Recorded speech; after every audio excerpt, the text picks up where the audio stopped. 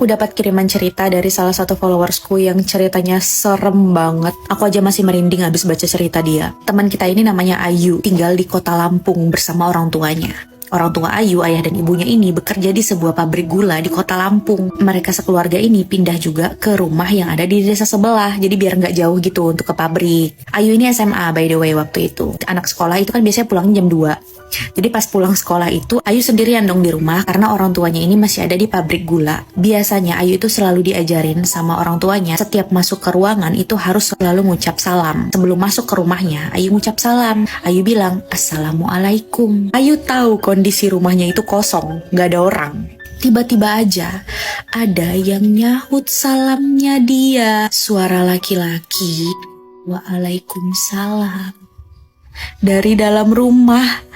Itu kayak Ayu langsung nge-freeze di situ. Dia udah buka pintu tapi udah nge-freeze karena dia dengar salam itu, dan kedua kalinya salam itu terdengar lagi.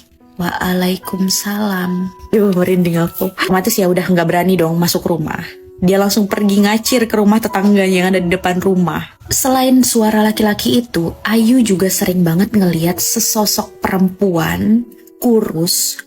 Kulitnya itu putih pucat, rambutnya itu sebahu, dan tatapannya sayu, ada duduk di meja makan. Ayu yang ketakutan akhirnya ceritalah sama ibunya tentang itu, dan ternyata ibunya bilang kalau ibunya juga pernah ngelihat sosok itu ada di rumah. Langsung aja nggak ada ngasih tahu Ayu, takutnya Ayu ini parno. Udah tau lah ini sekeluarga kalau ada hal yang nggak beres di rumah itu, tapi ya udah mereka berharap aja semoga makhluk-makhluk itu nggak ganggu. Tapi yang terjadi malah sebaliknya. Waktu itu Ayu pulang jam 2 siang. Seperti biasa, dia mainlah ke rumah tetangganya nih. Pas sore-sore sebelum orang tuanya pulang, Ayu ini balik ke rumah untuk ngidupin lampu dan segala macamnya. Tiba-tiba hujan deras, petir menyahut-nyahut, dan listrik padam. Ternyata orang tuanya pulang jam 9 malam karena ada satu hal lainnya di pabrik yang mengharuskan kedua orang tuanya ini untuk bekerja lebih ekstra. Otomatis Ayu terjebak di rumahnya sendiri. Saat itu setelah maghrib, posisi masih hujan deras, listrik masih padam. Ayu juga takut waktu itu. Dia ngidupin lilin dan memilih untuk duduk di teras samping rumah. Pas itu tuh di luar, di balkon luar gitu. Jadi Ayu duduk di situ dan juga dia main handphone lah di situ. Lagi enak-enak nih nge-scroll main handphone. Tiba-tiba Ayu ngedengar suara langkah kaki sama suara anak kecil di dalam rumah. Pintunya ditutup sama Ayu.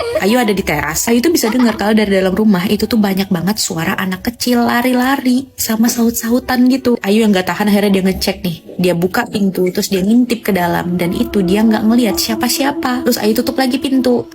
Dia balik lagi ke kursinya untuk main handphone. Tiba-tiba ada suara yang mainin gantungan kunci. Jadi gantungan kunci tuh kayak dimain-mainin. Suara di dalam rumah tuh rame banget. Nah, akhirnya Ayu udah gak tahan lagi. Dia ketakutan setengah mati. Ayu mau lari ke rumah tetangganya lagi nih. Dan tiba-tiba dia nyium bau bangke. Kata Ayu, baunya itu busuk banget. Ayu ngira kalau bau bangkai itu berasal dari biawak yang membusuk di kayu-kayu. Dia cuma bisa diem. Dalam hati dia tuh doa. Itu terbata-bata gitu, jadi kayak salah-salah memang. Terus kalian tahu apa? Ada yang bisikin dia, terus bilang gini, "Kok salah-salah sih baca doanya?"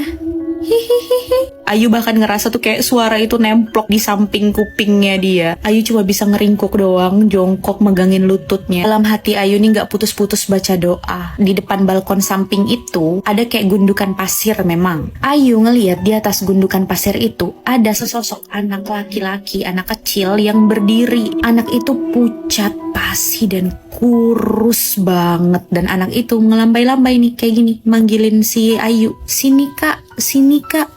Itu posisinya hujan udah gak terlalu lebat lagi, jadi masih kayak gerimis-gerimis gitu. Ayu pergi menuju anak itu sampai beberapa langkah di depan anak itu. Tiba-tiba aja di samping anak itu muncul sundel bolong. Perawakannya itu kayak kunti coy, tapi ada bolong gitu loh di perut sampai nembus ke punggungnya. Sundel bolong itu bilang, "Makanya jangan sendirian di rumah, kan jadi aku temenin." Dan sundel bolong itu ketawa-tawa sama anak itu juga. Ayu cuma bisa nangis, nge-freeze, dan dalam hati dia gak berhenti-berhenti buat baca ayat kursi. Sampai akhirnya Ayu menyadari kalau lampu rumah dia yang ada di belakang punggungnya dia itu nyala. Dan Ayu langsung pingsan. Bangun-bangun dia udah di ruang tamu. Sumpah serem banget, gak kebayang kalau jadi Ayu itu gimana.